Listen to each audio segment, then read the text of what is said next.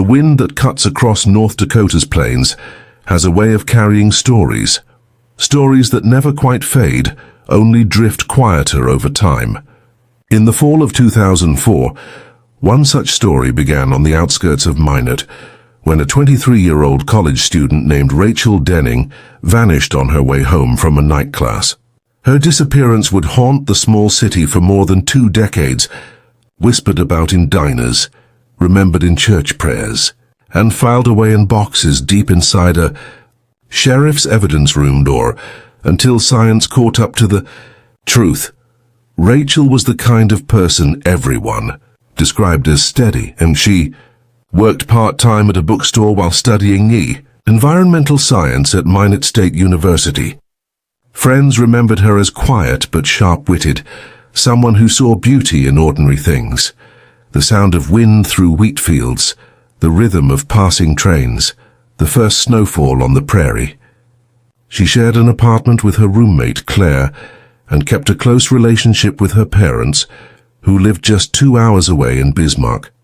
On the night of November 9, 2004, Rachel attended her evening lecture on soil conservation. She texted Claire around 9:45 p.m., saying she was heading home. She never arrived. The next morning, when Rachel didn't show up for her shift at the bookstore, her friends grew concerned. Her car, a green 1999 Honda Civic, was found parked along a rural stretch of Highway 83, the driver's door unlocked, her phone and purse still inside. The keys were gone, but there were no signs of a struggle. Tire marks nearby suggested another vehicle had stopped alongside hers. For investigators, it was the start of a mystery that would stretch far beyond what anyone imagined. In 2004, the Ward County Sheriff's Office launched one of the largest searches in its history. Dozens of volunteers combed fields, drainage ditches, and wooded areas near the highway. Helicopters circled the area. Flyers went up in every grocery store and gas station for miles. But after weeks of searching, not a trace of Rachel was found. It was as if she had vanished into the endless prairie wind. Her parents, Michael and Janet Denning, never gave up. They appeared on local news stations, pleading for information. Janet, her voice trembling but determined, said in one interview, "If someone knows something, please just help us bring our daughter home." The community rallied around them. Candlelight vigils were held every month for nearly a year. But as time passed and leads grew cold, the coverage faded, and the world moved on. In late 2005, a group of hunters found human remains near a dried creek bed 20 miles south of Minot. The skeletal remains were wrapped in a torn blue tarp, partially buried under dirt and brush. The medical examiner confirmed through dental records that it was Rachel. The cause of death was determined to be blunt force trauma to the head. She had been struck multiple times. There were no signs of sexual assault, no obvious motive. The case, once a missing person investigation, became a homicide. Detectives collected every piece of physical evidence they could: soil samples, fragments of fabric, and several cigarette butts found near the top. One of those cigarette butts contained partial DNA, but the technology of the time couldn't identify a match. The sample was too degraded, the database too limited. The case stalled. For years, Detective Ron Halverson, who had been lead investigator in 2004, kept Rachel's case file on a shelf in his office. He retired in 2016, still haunted by it. "Some cases just stay with you," he told a local journalist at the time. "Every time the wind comes through Minot in November, I think of her." After his retirement, the case sat dormant until 2021, when a new generation of detectives began re-examining old evidence using advanced DNA techniques. Among them was Detective Emily Pratt, who had joined the department in 2018 and specialized in forensic genealogy. She came across the Denning file one afternoon while reviewing unsolved homicides. The case drew her in immediately. The timing, the condition of the remains, the lack of closure. She reached out to the state crime lab to check the status of the evidence, learning that the original DNA samples had been preserved in climate-controlled storage. With newer extraction and sequencing technology, it was finally possible to reanalyze even degraded material. In early 2022, Pratt submitted the cigarette butt for next-generation sequencing. The results came back with a surprise, a full genetic profile viable enough for genealogical tracing. Working with the North Dakota Bureau of Criminal Investigation and a private lab in Virginia, analysts uploaded the profile to a public genealogy database used for cold case investigations. Within weeks, they identified several distant relatives linked to a single family name. Laramie, Detective Pratt and her team began building a family tree, tracing the genetic connections through birth and marriage records, voter registrations, and old employment documents. The trail led them to a man named Scott Laramie, a truck driver who had lived in Minot in the early 2000s before relocating to South Dakota in 2008. When they pulled his record, their hearts raced. Laramie had been questioned once briefly in the original investigation. At the time, he had told police he'd seen Rachel's car the night she vanished, but claimed he didn't stop because someone was already helping. He was never considered a suspect. Detectives obtained a discarded coffee cup from a truck stop in Pierre, South Dakota, where Laramie still worked part-time. The DNA from the cup was compared to the 2004 crime scene profile. The match was exact. After 17 years of silence, Rachel's killer finally had a name. The arrest took place quietly one cold February morning in 2023. Laramie, now 48, was pulled over on his route just outside Rapid City. Dash cam footage later showed him looking almost relieved as he was told why he was being arrested. When asked if he understood the charges, he nodded once and said softly, "It's about that girl, isn't it?" Back in Minot, the news broke fast.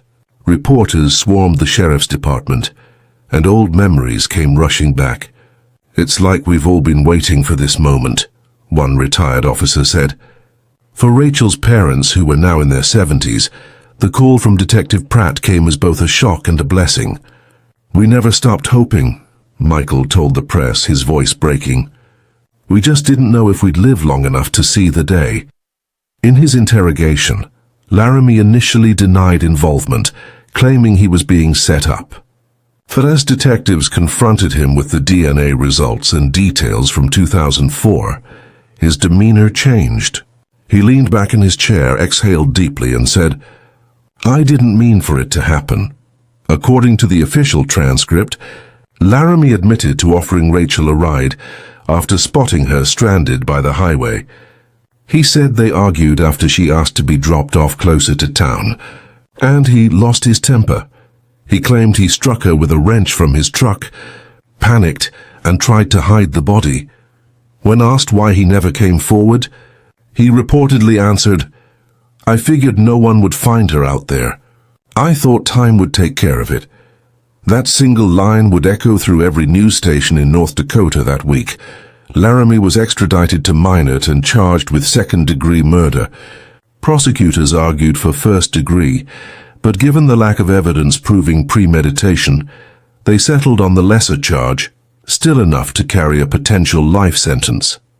Forensic experts testified about the power of modern DNA sequencing, describing how new technology could identify profiles from microscopic traces once thought useless. One expert said, "In 2004, this case was impossible. In 2023, it's undeniable." During the trial, Laramie sat silently, avoiding the eyes of the Dennings. He looked older than his age, with deep lines around his eyes and hands that fidgeted constantly. Janet Denning attended every hearing, clutching a framed photo of Rachel in her graduation gown. "I promised her I'd be here," she told reporters outside the courthouse, "and I kept that promise." The prosecution painted a clear, devastating picture. They showed the jury Rachel's final phone records, the tire tracks matching Laramie's truck, and the DNA evidence that linked him beyond any doubt. They played clips from his confession, his voice cracking only once when he said, "I didn't think about her family. After just one day of deliberation, The jury returned with a unanimous verdict: guilty. The courtroom was silent except for Janet's quiet sob. She closed her eyes and whispered, "Thank you," though no one could tell if she was speaking to the jury, her daughter, or the years that had finally given her closure. As officers led Laramie away, he turned once toward the Dennings and murmured, "I'm sorry. It was too late, but somehow it still mattered." The sentencing took place a month later. The judge imposed a life sentence without the possibility of parole, noting that while time had passed, the crime's weight had not lessened. "Justice delayed," she said, "is still justice." That night, Minot's local news ran the story under a headline that simply read, "The wind finally spoke." The news of the arrest rippled through Minot like a long-awaited storm finally breaking. For nearly 2 decades, Rachel Denning's name had lingered in the community, not as a headline, but as a wound. Now, with one man's confession and a scientific breakthrough, the silence that had hung over her story began to lift. By the time the trial began in the fall of 2023, the case had drawn statewide attention.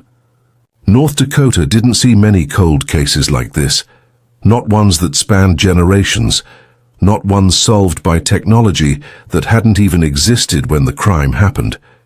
Local papers ran retrospectives with titles like "Justice," "Finally, How DNA Brought Rachel Home." National outlets picked it up too, highlighting how advances in genetic genealogy had solved another forgotten case.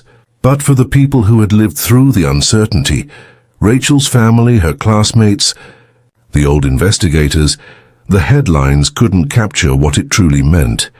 Rachel's parents, Michael and Janet, sat together through every hearing, often side by side in the same pew-like bench of the courtroom where they had first sat 19 years earlier, begging for answers. They were older now, slower to rise, their hair gone silver, but their eyes held the same steady resolve.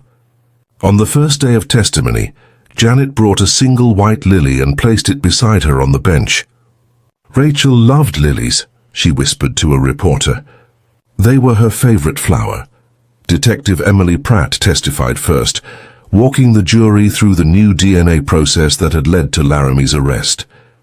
Her explanation was clear and methodical, how the old cigarette butt had been preserved in a sealed evidence tube since 2004, how newer extraction methods could now amplify even partial strands, and how the subsequent genealogy tracing built a family tree that pointed directly to Scott Laramie. It was the same DNA found at the scene, she said. No doubt, no question. The defense tried to argue that the confession was coerced, that Laramie's words were the product of exhaustion and stress. But the video told a different story. The jury saw a man who wasn't intimidated or confused. He was calm, weary, and ultimately truthful. "I didn't mean for it to happen," he'd said, his voice soft, eyes downcast. The prosecutor paused the tape there. "Ladies and gentlemen," she told the jury, "that sentence alone tells you everything you need to know." Outside the courtroom, Minot residents gathered daily, some holding small signs reading "Justice for Rachel." Local coffee shops played the trial coverage on their TVs. At the university, professors who had once taught Rachel shared memories in interviews, her curiosity, her quiet humor, the way she'd always volunteer for extra field work. Her roommate Claire, now married with children, gave a statement to the press. Rachel was supposed to do something with her life. She wanted to protect the earth. Instead, the world couldn't protect her. When the guilty verdict came, it didn't bring celebration. It brought a strange kind of stillness. The town, it seemed, collectively exhaled. One local pastor who had led Rachel's memorial service back in 2005 told his congregation the next Sunday, "Justice is not joy. It's peace, a quiet peace that lets the soul rest." For the Dennings, that peace came slowly. After the sentencing, they visited Rachel's gravesite, a modest headstone beneath a cottonwood tree in Rose Hill Cemetery. Janet placed the same white lily from the courtroom on the grass, along with a folded note she had carried for years. "We never stopped," she said softly. "We never stopped looking for you." Detective Pratt visited the cemetery too a few weeks later, long after the news crews were gone. She stood alone by the grave, her breath visible in the cold November air. "You were the reason I joined this job," she later told a colleague. "I wanted to find someone like you." In 2024, the North Dakota Bureau of Criminal Investigation officially credited the Denning case as the first in the state solved entirely through advanced forensic genealogy. The success inspired the reopening of several other unsolved files, some dating back to the 1980s. The same lab that helped identify Laramie began working with regional law enforcement on a new cold case task force dedicated to applying the same techniques. "Rachel's case changed everything for us," said one lab technician. "It reminded us that no case is ever truly cold, just waiting for the right tools." The local news station KXMC aired a one-hour special titled "The Wind Never Forgot." The documentary retraced the investigation from Rachel's last night to the new DNA science that cracked the case. Old footage of the original 2004 search played alongside interviews from the present. In one segment, former Detective Halverson, now in his late 60s, spoke with emotion in his voice. "When we found her car, I told her mother we'd find out who did it. It just took us a lot longer than any of us wanted. But we kept our word." The broadcast ended with drone footage of the North Dakota plains, the fields stretching endless and golden under a fading sky. Rachel's picture appeared over the horizon, smiling, young, full of life. As the narrator said, "For nearly 20 years the wind carried her story. Tonight it can finally rest." For Rachel's parents, life moved forward, though never quite the same. They donated part of the compensation money from the State Victims Fund to establish the Rachel Denning Environmental Scholarship at Minot State University, a yearly grant for students pursuing environmental science, the dream their daughter never got to fulfill. At the first awards ceremony in 2025, Janet spoke quietly to the small crowd. Rachel believed in taking care of what's left behind, the land, the people, the world. "We're just trying to do the same." One of the recipients, a sophomore named Emily Larson, later said, "I didn't know her, but her story made me want to study what she loved. She didn't just disappear, she left a mark." Even now, the detectives who worked the case keep her photo pinned on the wall of the cold case unit. "She's a reminder," Pratt says, "that evidence doesn't forget." People forget. Time forgets, but evidence remembers. In the end, it wasn't luck that solved Rachel Denning's murder. It was persistence, science, and the refusal to let her name fade into the quiet North Dakota wind. And somewhere, between the rustling fields and the hum of passing freight trains, her story finally found its echo, not as a mystery but as a memory fully seen, fully known. The months following the conviction brought a strange quiet to Minot. After nearly 2 decades of questions, whispers, and late-night theories, people finally had an answer. But the truth, as complete as it was, left behind a hollow ache that spread through the town like a shadow that couldn't quite fade. For the Denning family, the silence was both a relief and a reminder. Michael spent more time in the garden that Rachel had planted as a teenager, a patch of wildflowers and prairie grass that still bloomed every spring. "She planted it for the bees," he once told a reporter from the Minot Daily News. "Said we needed to give something back to nature. I think that was her way of leaving a piece of herself here." Janet often joined him, sitting quietly on the porch, the newspaper folded beside her. Some mornings she would read old letters Rachel had written from college, little notes about lectures, snowstorms, or books she was reading. Other times she would simply stare out across the yard. "It's strange," she told Detective Pratt one afternoon. "We prayed for this for so long. Now that it's here, I don't even know what to do with it." Detective Pratt understood. For her, the closure came with its own kind of grief. She'd spent years chasing a ghost, learning every inch of Rachel's life. The route she drove to class, the songs she liked, the places she visited. Solving the case meant saying goodbye to the story that had shaped her career. "Sometimes I feel like I lost her too," she confided to a colleague after the sentencing. Minot was not a large city, but everyone had felt the case's weight. For years, Rachel's disappearance had been the thing people mentioned in hushed tones, a warning, a mystery, a heartbreak. With the truth finally revealed, the community found itself looking inward. Town hall meetings were held not to argue or accuse, but to reflect. How had someone like Scott Laramie lived among them unnoticed?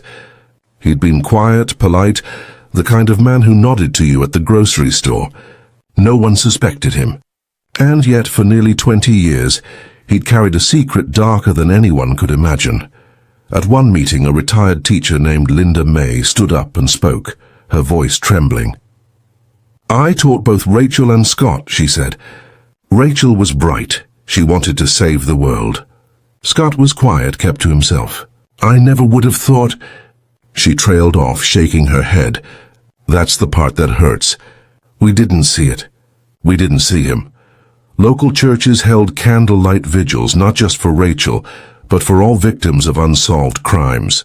The Lutheran church downtown placed a plaque on its front lawn, engraved with her name and the words, "Truth has a way of finding its light." Meanwhile, the North Dakota Bureau of Criminal Investigation began using the Denning case as a training example. Detectives from across the state came to workshops in Bismarck to study the new forensic genealogy methods that had broken the case. Some had worked their own cold files for years, often with nothing more than a box of fading evidence. Now they had hope. During one seminar, Detective Pratt presented a slideshow titled "From Dust to DNA." She showed photos of the old evidence tube, the crime scene, and the genetic tree that led to Laramie. "This wasn't magic," she told the room. "It was persistence. Every piece of evidence has a voice. We just needed the technology to hear it." That same year, in 2024, a new initiative was launched across the Midwest called the Cold Case Partnership Program. It aimed to connect rural law enforcement agencies with advanced forensic labs, ensuring small-town cases wouldn't fall through the cracks again. North Dakota, inspired by Rachel's case, became one of the first states to sign on. Back in Minot, a local high school student named Erin Hayes took a deep interest in the case. She was only 3 years old when Rachel disappeared, but she'd grown up hearing about it from her parents. For her senior project, she created a short documentary titled "The Girl Who Wasn't Forgotten." Using interviews from local residents and clips from the KXMC broadcast, she told Rachel's story through the eyes of a new generation. When it premiered at the school auditorium, Janet and Michael were in the front row. Afterward, Erin walked up to them and said, "I just wanted people my age to know who she was, not just what happened to her." Janet hugged her and whispered, "Thank you for remembering her." In early 2025, the first recipient of the Rachel Denning Environmental Scholarship graduated from Minot State University.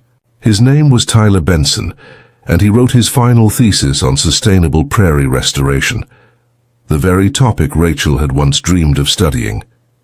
During his commencement speech, he mentioned her name. "This scholarship was born out of tragedy," he said, "but it gave me the chance to do something good. I like to think Rachel would have wanted that." That summer, on what would have been Rachel's 43rd birthday, her family gathered at the same lake where she used to kayak. They released a small wreath of wildflowers into the water, watching as it drifted away. "We used to think this lake took her from us," Michael said quietly. "Now I think it's where we can still find her." Even after all these years, the Denning case continued to shape how people in North Dakota thought about justice. Local law enforcement started keeping closer ties with the public, hosting open Q&A sessions about unsolved cases. Detectives who once worked alone now collaborated across departments. "If there's one thing we learned from Rachel's case," said Sheriff Don McKinley of Ward County, "it's that time is only an obstacle if we let it be." But for all the progress, the emotional toll remained. For Detective Pratt, the case's end didn't mean the memories faded. Sometimes she would drive past the spot where Rachel's car was found, near a curve in the road lined with cottonwoods. She would stop her cruiser, roll down the window and just listen to the wind rustling through the trees. "It's strange," she once told a journalist. "It's like the air remembers." Over time, the Denning story became part of the town's collective memory, not a tale of tragedy, but of persistence and faith. Teachers used it in local civics classes to show students the importance of community cooperation. Crime podcasts covered it as an example of how forensic science could change lives, and every October, around the anniversary of Rachel's disappearance, residents placed flowers at the small roadside memorial that still stood. Weathered but cared for, the memorial was simple: a wooden cross, a photo and a small brass plaque that read, "She was loved. She is remembered." It wasn't much, but people made sure it never faded. Some left notes, others left drawings or pressed flowers. One note taped to the post in 2025 read, "We never met you, but we live in the world you helped make better. For the Denning family, peace didn't mean forgetting. It meant remembering in a way that no longer hurt." Janet continued volunteering at a local shelter, often talking to women who had lost loved ones to violence. "When you lose someone like that," she'd tell them, "you learn to live in two worlds, the one where they're gone, and the one where they still exist in your heart." Michael started speaking at community events